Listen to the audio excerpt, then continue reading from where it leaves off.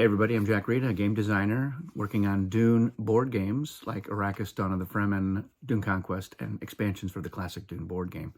We are reading through Dune, and we're on chapter 3, although the chapters don't have numbers, but this is the third chapter in there. And we start with an excerpt from Muad'Dib Family Commentaries by the Princess Irulan. And here she's quoting St. Alia of the Knife. And at this point of the book, we don't really have any idea who that is. So we'll just kind of leave that alone. But in it, she is talking about the Reverend Mother. And when a Reverend Mother is young and beautiful, she's using her powers of seduction and her feminine wiles to get what she wants or to influence whoever she is dealing with. But then as she gets older, and those tools are really no longer at her disposal, she becomes a wellspring of cunning and resourcefulness. So the Reverend Mother still able to influence and have an impact on the organizations around her. And that, I think, helps to set the stage for what we're going to see, because this chapter, by and large, is a conversation between Jessica and Reverend Mother Mohayam.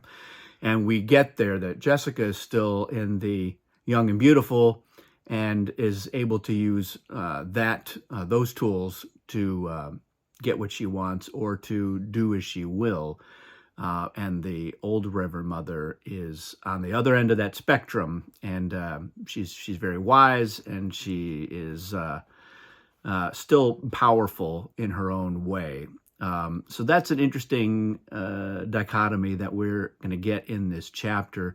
What's interesting about the two characters is that there's clearly a lot of history between them, and a lot that has, I suspect, gone unspoken between them. There's a lot of emotion that they're both really trying to just keep under control. And you can tell that they have kind of a love-hate relationship, both of them. There's certainly some resentment from Jessica, but she also recognizes the value of her Bene Gesserit upbringing and training, and she recognizes the power and wisdom in Mohayam. And Mohayam sees somebody who was probably a prize student who has got one major disappointment, and that was she did not follow the orders of only having daughters. She has defied the Bene Gesserit order to give Duke Leto a son. But she also, in this chapter, she lets Jessica know, I get it. You're not the first, Bene Gesserit, the first person in history who has done something like this, and it is all too human in you. So they do revisit this human element, but not in much depth. The other thing that they do in this chapter is they're explaining a little more context about the Dune universe for the benefit of the reader. And they're talking about the big pillars, or I guess they call it the tripod of power, that is the Emperor and the houses of the Landsraad and the Guild. And that is the main power struggle of their time, and that the Bene Gesserit is trying to navigate somewhere in there for the betterment of, ostensibly, of humanity. But they also, they certainly have their own agenda that encompasses probably a lot of different things. And they're talking about how the Chom shares feed into that. And they're also describing, this feudal system. And by now, as a reader, we know that, there's dukes and barons who are the heads of these great houses that rule entire planets. And in some ways, it's kind of a backward step. I remember thinking this even as a teenager, the first time I read through it. I was like, it's kind of archaic. You've got this whole weird feudal system. And why would it be that way? And it kind of, rereading it now, it kind of reminds me of some of the things that are going on in the United States with there's this movement of, the whole idea of Make America Great Again really feels more like Make America more like how it was in decades past, where it was a stronger patriarchy and women knew their place, and they were happy about that. There's still a lot of there's a lot of people in this country that still think that's how it should be. You know, the wife is subservient to the husband, and that's how it's supposed to be. And the Dune universe is not this utopia of equality that I think a lot of people feel like we should be inching towards. Well, maybe not inching towards, we should be racing towards, but we have been inching towards over the last several decades and beyond. But you know, how could our far future be like this? And I think about it now, because another line that kind of jumped out at me was, "It's bad enough without the complication of a feudal trade culture, which turns its back on most science." So we don't really know a whole lot about the Butlerian jihad at this point in the book, but you know, people who are familiar with Dune will understand that, yeah, they are very leery of advanced technologies. But like I said, again, in the U.S., we've got just a growing segment of the population here is very anti-science. They don't trust any of the sciences, and they don't want to.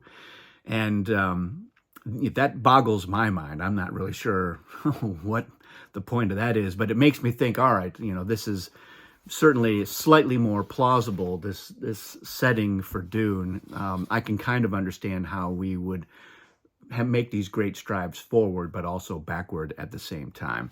And so the other thing that goes on in this chapter is they're revisiting their conversation with Paul. They bring Paul back in. The Reverend Mother is trying to make him understand that he could be the Kwisatz Haderach, and but my takeaway is that she's really not convinced. She knows that it's possible, but she's not really sold on it. She's questioning him about his dreams and how much prescience he seems to have, and she almost is like, yeah, okay, whatever. You had some prescient dreams. That's all well and good, but she also lets Paul know that you know, the Bene Gesserit order will do what it can for him, but for them, it's really about the Kwisatz Haderach. It's not about saving House Atreides, and she makes it clear they're not going to do anything to help Duke Leto. You know, Paul and Jessica are really on their own, but they are armed with the powers and tools of the Bene Gesserit. So she tells Jessica, train Paul in the way, make sure that he can do the voice. His very life may depend upon it. So I think she's hedging her bets. She's not sold that Paul's the Kwisatz Haderach, but at the same time, she wants to keep the bloodline going.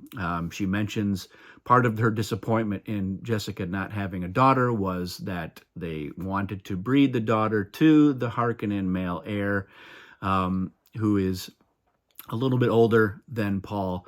So they knew that they wanted a daughter so that they could keep those bloodlines going, because that offspring had a high success chance of being the Kwisatz Haderach, but they still want to manage the bloodlines. And so her wanting to keep Paul alive, part of that, I think, is just like, we just want to make sure that we don't lose the Atreides line. This is the last of the Atreides. So keep him safe and keep him alive. You know, Arrakis is a tough spot, but she also mentions the Missionary Protectiva, which has gone in to soften the place up. And again, we don't really know what that entails yet, but that will come out in the coming chapters. The big takeaway for me with this chapter, at least with Reverend Mother Mohiam, is that I don't really feel like any of the movie portrayals of her have really captured her depth.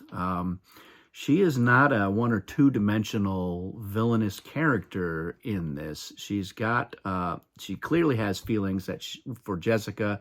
She says, you know, you were like one of my own daughters. And I believe that because, you know, the chapter ends with this passage. Jessica caught one glimpse of the Reverend Mother's face as she turned away.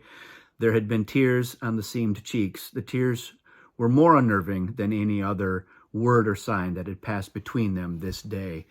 And so that I found that to be kind of a moving element, and it makes me very sympathetic to Mohiam and what she's had to go through over her life and career and her dedication to the Bene Gesserit order. and how, just like Jessica felt for Duke Leto and gave him the son that he wanted, Mohayam, I think she fears that same thing, and that's why she's so hard on Jessica, and probably has been for as long as she's known her. But yeah, with the Charlotte Rampling take on Mohayam, I didn't get that much at all, and certainly not in the Lynch movie, and not really even in the miniseries as well. Mohayam is a little bit more in a narrow swim lane in those adaptations than in the book. And so I find that interesting. I'd love to hear your thoughts on it.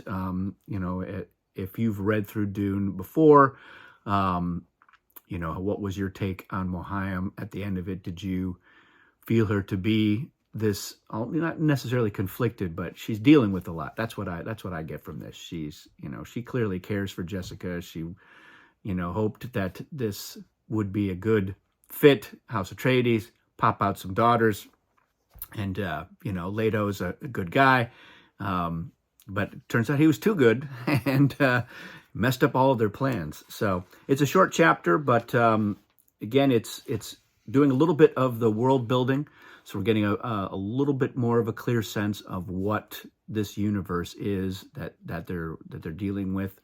And so we're 3 chapters in. We've had 2 with Paul, 1 with Fade. It's interesting that Fade shows up in chapter 2 of the book, but not even mentioned in the first movie. A lot of us were like, "Is there even going to be a Fade character in the Dune movie with that Villeneuve is making?" So it's interesting that Frank Herbert felt like we need to understand the counter to Paul, the anti-Paul in many ways, right away. Because, that contrast, and I talk about that in the last video of, Paul, very attentive, very notices everything. Fade, bored, just sitting there bored, doesn't really care about the conversation that's going on until it starts to get really juicy. And we get a little bit more of that. Paul is only 15, but he's pretty mature. He's very insightful. He picks up on the clues. And he's somebody that I think that Reverend Mohayam is, Reverend Mother Mohayam is like, all right, this is a worthwhile person. It's worth the effort that it would take to keep him alive. So that's my takeaway on this chapter and what's going on. Let me know your comments and thoughts. And I'm probably going to do this twice a week now, because there's a lot, and I don't want to spend 3 years trying to read through this. So that's it for this one. Thanks for watching. We'll see you again soon.